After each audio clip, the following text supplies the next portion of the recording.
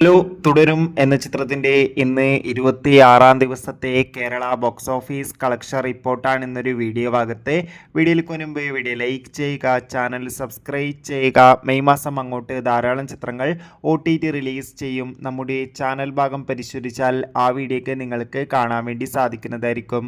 മോഹൻലാൽ, ശോഭന എന്നൊക്കെ പ്രധാന കഥാപാത്രങ്ങളായി തരുൺ മൂർത്തിയുടെ സംവിധാനത്തിൽ ഏപ്രിൽ മാസം റിലീസിനെത്തിയ ചിത്രമായിരുന്നു തുടരും.